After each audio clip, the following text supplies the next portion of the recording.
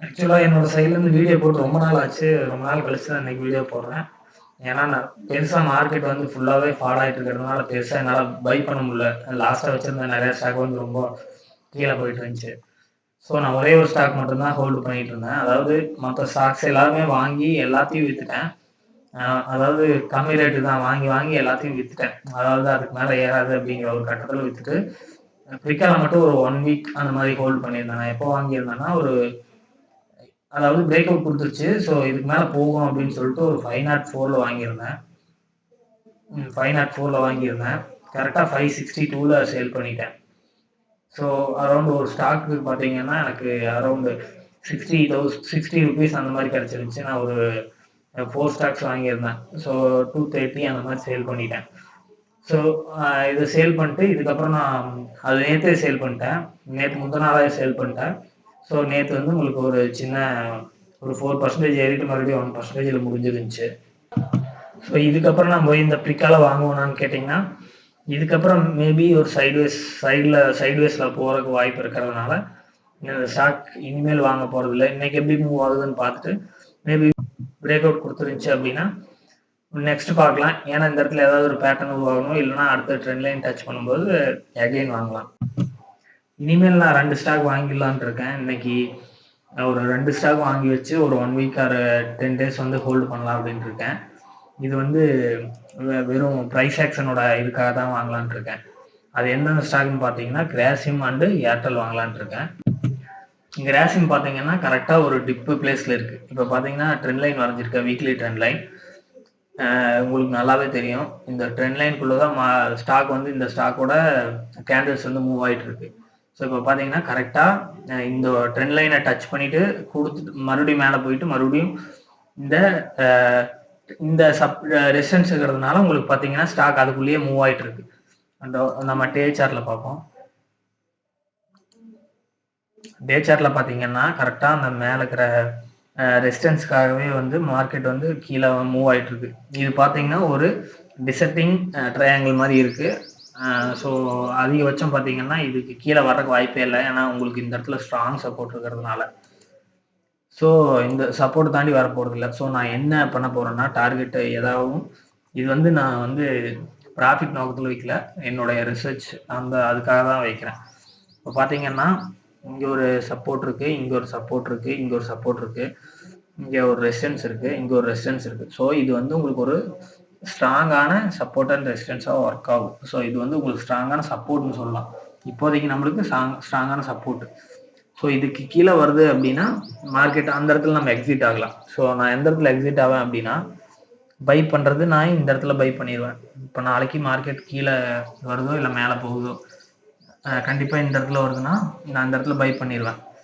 By பண்ணிட்டு hold பண்ண வேண்டியதுதான். இதுக்குள்ள மூவ் ஆகி ஒண்ணு பிரேக் அவுட் குடுக்கணும். இல்லன்னா அப்படியே வந்து நல்லா மூவ்மெண்ட் இருந்துச்சுன்னா பிரேக் அவுட் குடுத்துரும். ஏன்னா நிஃப்டி உங்களுக்கு சப்போர்ட் இருக்கு அப்படின்னா, நிஃப்டி சப்போர்ட் இருக்கு.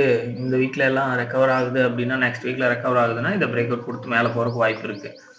கிராசியம் பொறுத்த அளவுக்கு என்னோட ஸ்ட்ராங் ரெக்கமெண்டேஷனா நான் எடுக்க போறேன். ஏன்னா இது இந்த இடத்துல உங்களுக்கு சப்போர்ட் நல்ல சப்போர்ட் இருக்கிறதுனால இத பிரேக் அவுட் குடுக்காது அப்படிங்கிற ஒரு நம்பிக்கையில நம்பிக்கைங்கிறது மீன்ஸ் இது ஒரு ஸ்ட்ராங்கான பிலீவ் அப்படிங்கிறது தான். ஏன்னா இதுக்கு கீழ வராது அப்படிங்கிறது தான் உண்மை.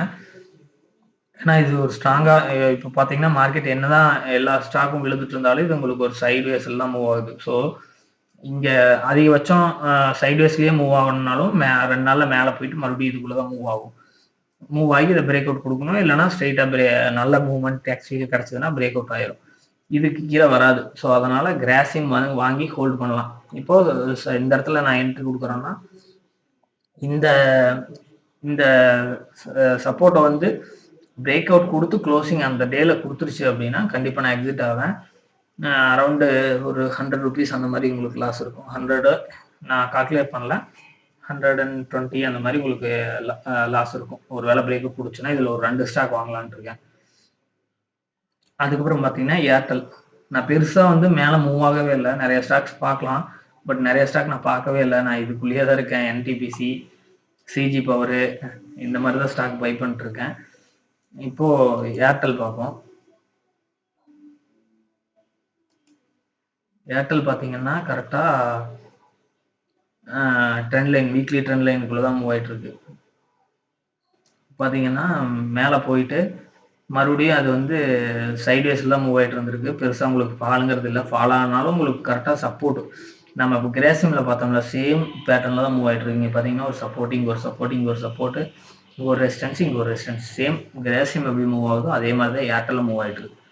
ஸோ அதனால நம்ம இந்த இடத்துல இருந்து இந்த இடத்துல பை பண்ண போறேன் 1582. மேபி இங்கேயே பை பண்ணியிருக்கலாம். பட் நான் நம்மளுக்கு கரெக்டான வியூஸ் கிடைக்கல. ஆனா பிரேக் அவுட் குடுக்கல. இப்பவுமே பிரேக் அவுட் குடுக்கல. ஸோ இது பிரேக் அவுட் குடுத்துருச்சு அப்படின்னா, நல்லா ராலி இருக்கிறதுக்கு வாய்ப்பு இருக்கு. இது வந்து எதுக்கு நான் சும்மா இந்த இடத்துல ஒரு ரெசிஸ்டன்ஸ் சின்ன ரெசிஸ்டன்ஸ் இருக்கிறதுனால தான் உங்களுக்கு இதுலேருந்து இதுக்கு மேல மூவ் ஆக மாட்டேங்குது. ஸோ இந்த இடத்துல பிரேக் அவுட் குடுச்சுன்னா, ஒரு நல்ல ராலி எக்ஸ்பெக்ட் பண்ணலாம். அரௌண்ட் நான் டார்கெட் அதுலயும் ஃபிக்ஸ் பண்ணல, இதுலயும் ஃபிக்ஸ் பண்ணல. நான் மோஸ்ட்லி பார்த்தீங்கன்னா, ட்ரெய்லிங் ஸ்டாப் லாஸ் எல்லாம் போவேன். அதாவது என்னோட டார்கெட்ஸ் ஃபர்ஸ்ட் டார்கெட் இத வைக்கிறேன் அப்படின்னா, இதுக்கப்புறம் நான் இந்த இடத்துல செல் பண்ண மாட்டேன். இதுக்கு கீழ அடுத்தது இந்த இடத்துல ஒரு ஸ்டாப் லாஸ் வச்சுருவேன். ஸோ இந்த இடத்துல வந்துச்சுன்னா செல் பண்ணிருவேன். அந்த மாரியே தான் உங்களுக்கு ஸ்டாக் ஃபுல்லா மூவ் ஆகும். இதுக்கு பார்த்தீங்கன்னா, இந்த இடத்துல என்ட்ரி 1585 என்ட்ரினா, இத பிரேக் அவுட் குடுத்து க்ளோசிங் குடுத்துருச்சு அந்த டேல அப்படின்னா, உங்களுக்கு வந்து நான் எக்ஸிட் ஆயிருவேன். இப்ப 1600ல என்ட்ரி ஆகுறேன். 1500 கீழ வந்து க்ளோசிங் ஆயிடுச்சு அப்படின்னா, ரூ. 100 இந்த இந்த ஸ்டாக் நான் எவ்வளோ வாங்க போறேன்னா, 2 ஸ்டாக் வாங்க போறேன். கிராசிம்ல 2 ஸ்டாக்கும், ஏர்டெல்ல 2 ஸ்டாக் வாங்க போறேன். 1 வீக் டூ 10 டேஸ் ஹோல்ட் பண்ணலாம். இது வந்து உங்களுக்கு கன்ஃபார்ம் வந்து பிரேக் அவுட் குடுத்துருச்சான்னா, இல்ல. நாம வந்து ஜஸ்ட் டிப்ல தான் வாங்க போறோம். பட் 2மே பிரேக் அவுட் குடுத்துருச்சு அப்படின்னா, இப்ப இந்த வீக் நெக்ஸ்ட் வீக் நல்லா நிஃப்டிக்குள்ள போகுது அப்படின்னா மூவ் ஆகுது அப்படின்னா, இத பிரேக் அவுட் குடுத்து நல்லா மூவ் ஆகும். இல்லன்னா உங்களுக்கு இதே மாரி கூட சைட்வேஸ்ல மூவ் ஆகும். பட் ஒரு 10 டேஸ் டூ 15 டேஸ் நம்ம ஹோல்டு பண்ணோம் அப்படின்னா, இந்த ஸ்டாக்ல இருந்தும், கிராசிம்ல இருந்தும் நல்ல ரிட்டர்ன் வரக்கு அதிக வாய்ப்பு இருக்கிறதுனால தான் நான் 2 ஸ்டாக்கையும் வந்து பை பண்ண போறேன். பெரிய ஸ்டாக் நான் எதுவும் பார்க்கல. ஆனா 2மே வந்து டிப்ல இருக்கு. 2மே நல்லா பேட்டர்ன்ல இருக்கிறதுனால தான் நான் இந்த 2 ஸ்டாக்குமே வாங்க போறேன். பிரிக்கால் வந்து வாங்கியிருந்தேன். கரெக்ட்டா அந்த டிப்ல வாங்கியிருந்தேன். நல்ல ராலி 2 நாள்லே நல்ல ப்ராஃபிட்டு.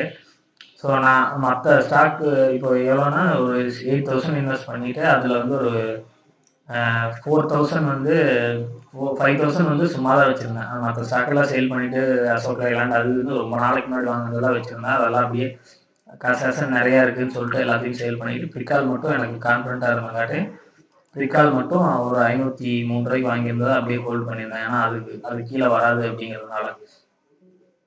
இந்த இடத்துல வாங்கியிருந்தேன். ரூ. 504 வாங்கியிருந்தேன்.